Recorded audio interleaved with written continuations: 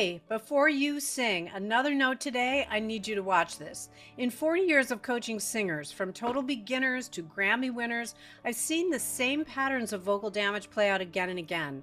And the most frustrating part is most of these habits feel completely normal to you. Some of them even feel like good technique. That's what makes them so dangerous. Today I'm sharing the 5 things singers do, maybe things you're doing right now that quietly erode the voice over time.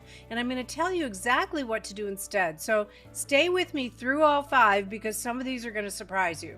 Here's the problem. Singers often push through vocal strain, fatigue, and inconsistency, blaming their instrument or their genetics, when the real problem is habits. The way you approach high notes, how you manage breath, whether you cool down after a show, how you respond to early warning signs. These things matter and make more of a difference than you may realize, and the wrong habits compound silently over time. In this video, I'll walk you through the 5 common habits that are working against your voice and give you the exact corrections so you can protect your voice, free your range, improve your tone, and build endurance that lasts for decades. When you apply even 2 or 3 of these, you're going to feel more ease, more resonance, and more control every time you open your mouth to sing. Habit number 1, lifting the chin on high notes. We've talked about this before because it is common and damaging. When you lift your chin on a high note, you contract the muscles at the back of the neck. Those are the muscles that pull directly on the larynx, destabilizing it, reducing your power over time, and also pulling the palate down, which makes room for higher notes. And this creates chronic tension patterns that are genuinely hard to undo. Here's what's tricky about it. Every time you lift your chin and still get through the note, you're reinforcing that compensatory pattern, and you're going to want to do it because that's a very quick, easy solution to try to hit that note. The voice can survive the note, but it's using the wrong muscles to do it. And sooner or later, that catches up with you. Let's try something right now. Sing an ah and move up the scale. And as you get higher, do you notice your chin starting to raise? Maybe your eyebrows lifting too. Singing ah, right? Sing that again and watch. Is your chin wanting to raise or your eyebrows lifting? Ah, that's your compensatory muscles kicking in. We call them compensatory muscles. They compensate for the lack of strength in the core voice using the accessory muscles, which actually constrict the voice. Because these muscles don't have anything to do with making sound, they create constriction and tension, and over time lead to more serious issues, including something called MTD, muscle tension dysphonia, or a whole cascade of vocal problems, hoarseness, raspiness, limited range, reduction in range. So let's try it again and see if you can keep your chin level as you raise in pitch, right? This is very important. Keep it neutral, not tucked down, not lifted, just level.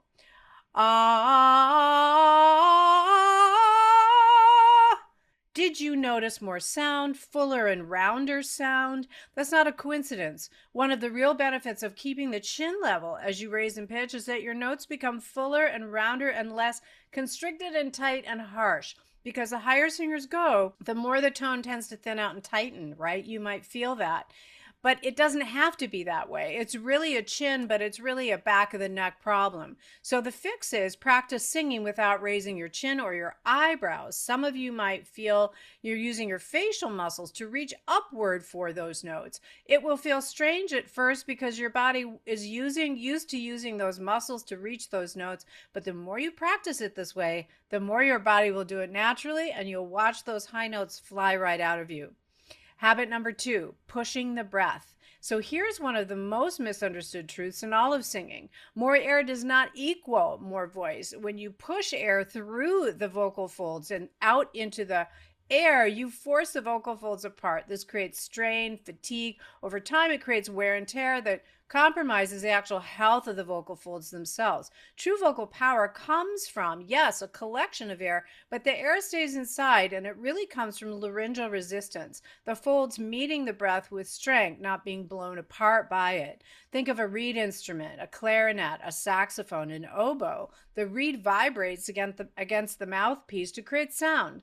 If the player blasts too much air through it, the reed chokes and the tone collapses. So if a sound comes from the reed's resistance to the breath, not the volume of air behind it, the vocal folds work the exact same way. So the fix is, on a sustained ah, experiment with using noticeably less air that feels natural. Think of actually holding the ribs more open and the throat wider. Notice whether the tone holds and even improves.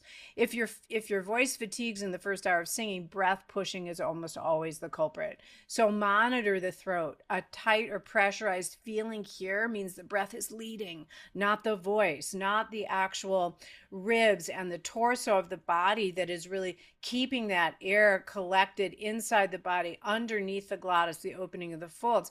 Then we can actually sing with that air under the folds rather than pushing past. And practice that rib hold technique where you inhale, breathe in, feel the ribs expand, and then sing while keeping them from collapsing inward. Don't let them come inward. So if you inhale, ah, instead of ah, ah, that retention is real breath support. Everything else is forced. So when the breath is managed and not pushed, the tone becomes richer and the high notes feel supported and the voice lasts longer. This really is the foundation of true vocal endurance. Habit number 3, singing through an illness or inflammation. I know the show must go on. The session is booked. The audition is tomorrow. The performance is this weekend. But I want to tell you about a student of mine who'd been gigging for years before she came to me. She was dedicated, working constantly, but slowly, quietly, her voice had started to change. Her range began to shrink. Her endurance dropped. And then it started to take longer and longer to warm up. For some of you, this will feel familiar, what I'm saying. And eventually, her voice was hoarse, raspy more than not. She didn't have one catastrophic moment. There was no single night that broke her voice. It was years of singing on top of low-grade inflammation night after night, gig after gig, without doing the corrective measures that I'm going to teach you, that had slowly eroded what she had built. And the voice swells with a little bit of singing. So over time, this is what makes this problem more pronounced, right? And when she came to me, right away, I realized what was happening and we got to work. So we addressed the inflammation. We brought in real vocal rest, steaming, and the cool down exercises that reduce inflammation at the vocal folds that I'm going to tell you about in just a moment. And not only did we bring her range back, we set her up with the tools to protect her voice going forward so she would never find herself in that position again. And that turnaround is possible for you no matter where you are in your vocal journey. But it is so much easier to protect the voice before it gets to that point. Singing on inflamed or swollen folds is the vocal equivalent of running a marathon on a sprained ankle. You can do it once, maybe twice, but each time you're creating micro trauma on the tissue that hasn't had a chance to heal, and that compounds. And that's exactly how singers end up with nodules, polyps, or chronic hoarseness that takes months, sometimes longer, to resolve. And rest and cool downs are always the correct response to inflammation, but our particular set of cool downs which reduce inflammation at the vocal folds that is only found here. So the thing to really understand also is that you do need rest, and you do need steam, and you do need vocal health and overall health, because the health of the body, the instruments housed inside the body, and the health of the body determines the voice. So if you're really tired, if you're not sleeping well, if you're really dehydrated, you're going to have more of these problems. And then the third tool, a very specific cool down technique that I teach inside of my cold vocal method that actually reduces inflammation at the vocal folds. Singers love them because they genuinely work. You feel the difference immediately. And I'm going to tell you about those in a moment. But if you want to try them right away, the link to the Vocal Rescue Kit is in the description. Comes with vocal therapy exercises, cool down exercises, and even speaking exercises to fix the speaking voice, which often is also the culprit. So singers who want to stay healthy over long careers are not the ones who push through every performance no matter what and just keep going without any preventative measures or conditioning measures. They're the ones who know when and how to protect the instrument. So check the description in the link in the description below. Habit number 4, warming up but never cooling down. Almost every singer I meet knows they should warm up, and almost none of them cool down. Singing creates inflammation at the vocal folds. It's a completely normal physiological response, the same as muscle inflammation. That's what we just were talking about. Let me go into it a little bit deeper. Without a cool down, that inflammation sits overnight. It compounds over days and weeks, and it slowly chips away at your vocal health and your range and your endurance in ways that don't become obvious until the damage is already done.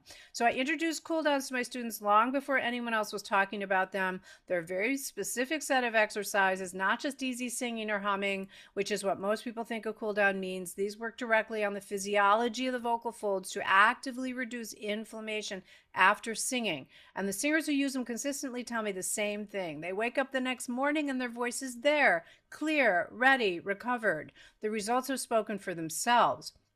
So you really want to build a 10-minute, this is the fix, build a 10-minute cool down into your post-show routine as non-negotiable.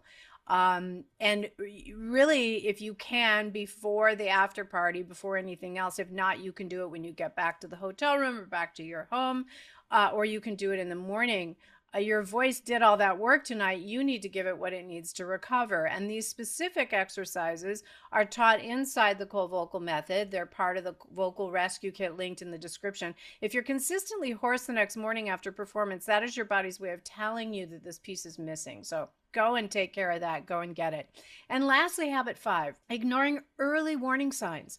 So the voice always tells you before things get serious. Persistent tightness in the throat, a pushed quality on notes that used to feel easy, fatigue after a show, unusual hoarseness the next morning, takes longer to warm up. These are not minor inconveniences. These are not just you getting older.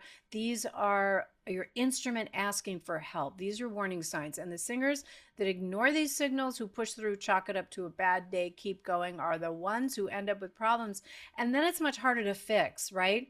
So here's the quick fix. Keep a simple vocal log, even just a note on your phone after each session. Track what felt tight, what felt easy, what was different. Patterns become visible over weeks. When you notice a warning sign, tightness, unusual fatigue, a pushed quality, respond the same day. Rest, steam, cool down.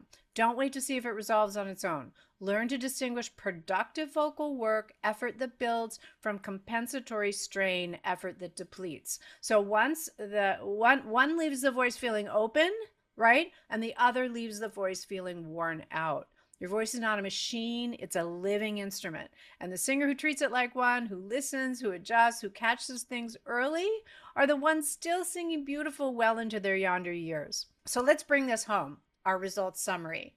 Release the chin on high notes. Keep the chin stable and steady, and your larynx will stabilize. Your power will increase, and those difficult notes will stop feeling like a chore. Stop pushing the breath, and your tone will open. Your endurance will grow, and the fatigue you've been fighting will start to disappear. Protect the voice during illness and inflammation, and you'll avoid the kind of damage that sidelines the singers for months at a time. Add the cool down, and your voice will recover faster, last longer, and stay consistent across weeks and months of performing, and also give you that confidence to be able to tour. Listen to your early warning signs, and you'll be able to catch small problems before they become serious ones. And the more you implement these habits, especially that breath management and cool down, the freer and stronger and more resilient your voice will become. These aren't tricks. This is the actual science of how the voice really works. So these are the foundational principles at the heart of the Cold Vocal Method, built over 40 years of vocal science and biomechanics, and refined through thousands of singers at every level. If you want to start applying all this right away, begin with my vocal rescue kit or my Singer's Gift warm-ups. They are specifically designed to address everything we've talked about today: the breath, the laryngeal balance, the warm-up and cool down, in a guided format that gets your voice working with you, not against you. And you'll see the link right there in the description. Go check it out after the video. If this was helpful, follow and subscribe for more top tips. I put out new content every week to help you sing with more freedom, more power, and more confidence. Have an amazing vocal day, and I'll see you on the next one.